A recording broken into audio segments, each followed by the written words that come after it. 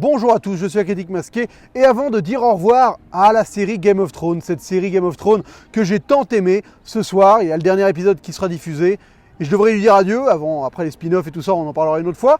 Bref, j'avais envie de vous parler de ma scène favorite de cette série. Je vous mets le lien de la scène dans la description, comme ça si vous voulez la regarder avant de m'entendre en parler, n'hésitez pas parce que c'est vrai que ça vous aidera à mieux la saisir, à mieux savoir de quoi je parle si vos souvenirs ne sont pas hyper vifs sur la saison 1 quand même. C'est une scène de l'épisode 7 de la première saison, une scène entre Jaime et Tywin Lannister dans une tente.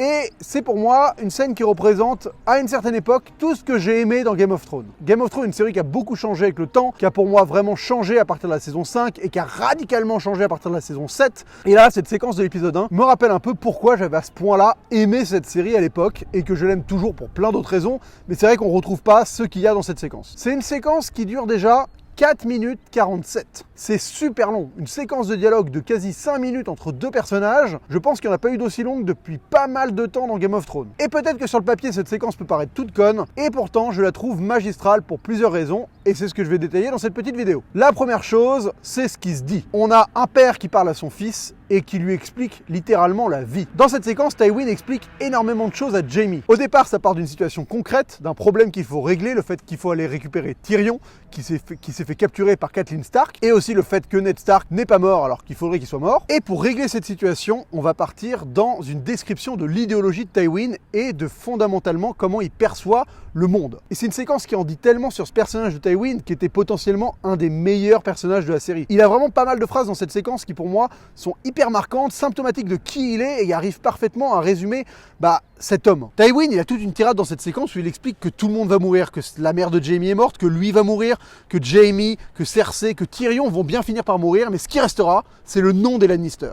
Et c'est ça qui compte pour lui, c'est la marque qu'on va laisser, c'est ce nom-là. Et cet état d'esprit, c'est vraiment quelque chose, finalement, qui définit vachement bien les Lannister. Les Lannister, ils sont plus attachés à ce qu'ils représentent, à ce qu'ils vont laisser dans Westeros. Au fait qu'ils soient connus, reconnus, au fait qu'ils soient craints, par exemple. C'est une famille qui n'a pas de sang royal à la base, et qui s'est construit grâce à l'argent, et qui, à partir de là, veut laisser une trace dans l'histoire. Et c'est tout l'inverse des Stark, qui ont toujours envisagé la famille comme un groupe, une unité de personnes qui doivent apprendre à vivre ensemble et qui doivent s'aider les uns les autres. Il n'y a pas vraiment ce côté faire perdurer le nom des Stark, pas vraiment. Alors que les Lannister, en tout cas Tywin, c'est vraiment sa philosophie. C'est le nom qui compte avant tout, c'est ce qu'il laisse. Il est parti de pas grand chose, il a envie que le Lannister soit un nom dont on va se souvenir des millénaires. Donc il y a tout ce passage où Tywin explique ça que je trouve vraiment extraordinaire. Je ne vois vraiment plus rien. Et ensuite, il y a tout ce qu'il dit directement à Jaime. Parce que là, il y a vraiment une séquence où il prend son rôle de père. Certes, c'est pas le père le plus agréable de la planète, le plus gentil, le plus conciliant, mais il fait son rôle de père à ce moment-là. Il lui rentre dans l'art toute la séquence, notamment avec une phrase assez marquante, où il décrit qui est Jaime, il lui dit « mais t'as tous les avantages. T'es riche, t'es dans la bonne famille, t'es intelligent, t'es jeune. Bref, qu'est-ce que tu branles ?» Parce qu'il lui dit clairement « mais qu'est-ce que tu branles? T'as été le garde du corps d'un roi qui est devenu fou,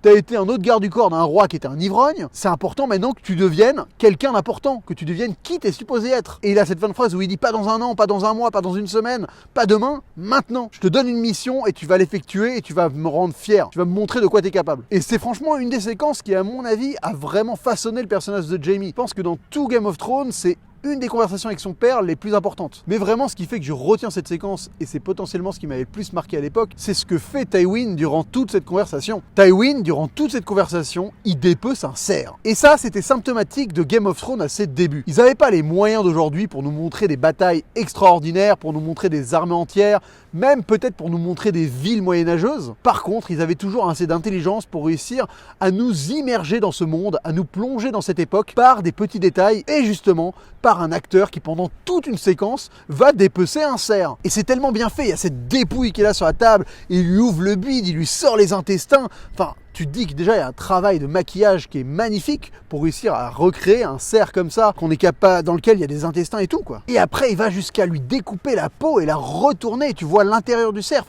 c'est quelque chose qui direct te montre dans quelle époque tu vis dans l'époque où un espèce de chef de guerre, un chef de clan Tywin Lannister, et bah il sait quand même découper un cerf, il est méticuleux, il sait faire, c'est quelque chose que les gens faisaient souvent j'imagine à l'époque, maintenant c'est un métier dédié, ça s'appelle boucher je crois, enfin même maintenant ça se fait dans des usines, bref c'est pas la question, mais voilà le fait que déjà le comédien ait la dextérité de réussir à délivrer son texte de manière magistrale et en plus de réussir à faire toutes ces actions qui sont loin d'être évidentes, fait que bah, t'es vraiment dans une forme d'immersion totale, t'es plongé dans ce monde et t'arrives à t'imaginer tout ce qu'il y a autour en fait. C'est-à-dire que même si le dialogue se passe dans une tente entre deux personnages, cette action-là, elle arrive à te faire imaginer tout le reste en fait. T'as pas besoin d'une armée énorme, t'as pas besoin d'un château, non, t'as besoin d'une tente, de deux mecs et d'un mec qui dépouille un cerf en temps réel. Et ça t'apporte tout de suite une forme de réalité, de crédibilité, d'instantanéité, tu es plongé à cette époque-là. Et ça, malheureusement, c'est quelque chose qu'on retrouve plus vraiment dans Game of Thrones. J'ai vraiment pas le souvenir d'une séquence qui a pris son temps entre deux personnages,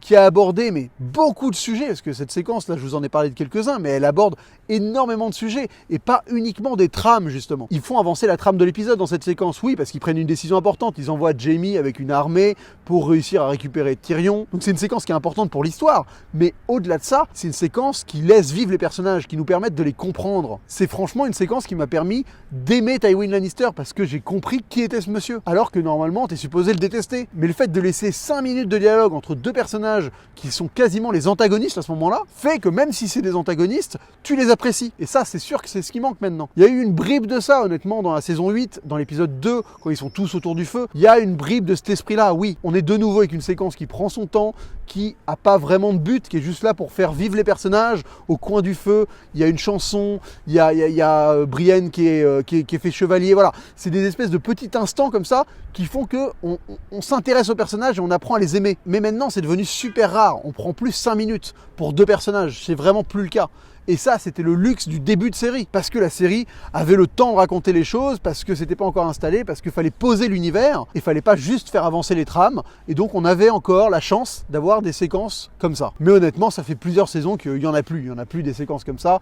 Et c'est normal, parce qu'il y a tellement de trames à faire avancer, tellement de personnages à traiter, que tu peux plus te permettre, à moins d'être extrêmement audacieux, de prendre 5 minutes pour juste une discussion entre deux personnages qui vont pas plus que ça faire avancer l'intrigue, mais qui vont te permettre de mieux les cerner. Et donc depuis la saison 1, cette séquence est restée ma séquence favorite de tout Game of Thrones. C'est une séquence qui m'a marqué, une séquence que j'aime re-regarder de temps en temps, et une séquence qui pour moi finalement cristallise tout ce qui m'a plu dans Game of Thrones. Cette séquence, c'est le parfait dosage entre développement de trame, développement de personnages et développement du lore. C'est vraiment tout ce qui fait que Game of Thrones a été pour moi parfait dans ses débuts. Des excellents comédiens qui campent des excellents personnages, extrêmement riches et profonds, et qui arrivent à raconter son univers non pas par des moyens gargantuesques, mais par des petits détails qui arrivent à te plonger au cœur de tout ça. Donc voilà, dites-moi dans les commentaires quelle est pour vous votre séquence favorite de Game of Thrones. Oui, c'est quoi? C'est la bataille des deux bastards? Peut-être. Moi en tout cas, c'est une discussion entre un père et son fils, pendant que l'un est en train de découper la peau d'un cerf. Écoutez, c'est tout pour cette vidéo. Je vous avoue que je suis chaud patate pour l'épisode de ce soir. Voilà, je fais partie des gens qui ont apprécié l'épisode 5. Voilà, donc je suis encore optimiste pour cette saison, malgré le fait que je ne sois pas totalement convaincu par la 7 et la 8. J'ai beaucoup de choses à dire, oui, mais je suis quand même hypé. Je ne suis pas en désamour de Game of Thrones. Je suis impatient, bref, j'ai hâte. J'espère que vous aussi. Et bah, j'aurai ma critique qui sortira demain, c'est évident. Donc voilà, merci de m'avoir suivi. Vous avez vu, je suis dans un décor un peu spécial. Je me suis mis sur un toit parce que je suis en déplacement. Je suis à Sète, magnifique ville. Et bah, j'ai ce toit dont j'ai plus ou moins accès. Donc je me suis dit, tiens, je vais faire une vidéo sur un toit. Je suis hyper mal assis, c'est pas du tout confortable. Mais qu'à cela ne tienne, pour cette belle vue, j'ai décidé de prendre le risque. On se retrouve très vite pour une prochaine vidéo, notamment pour la critique du dernier épisode de la saison 8 de Game of Thrones. Et d'ici là, bonne toile!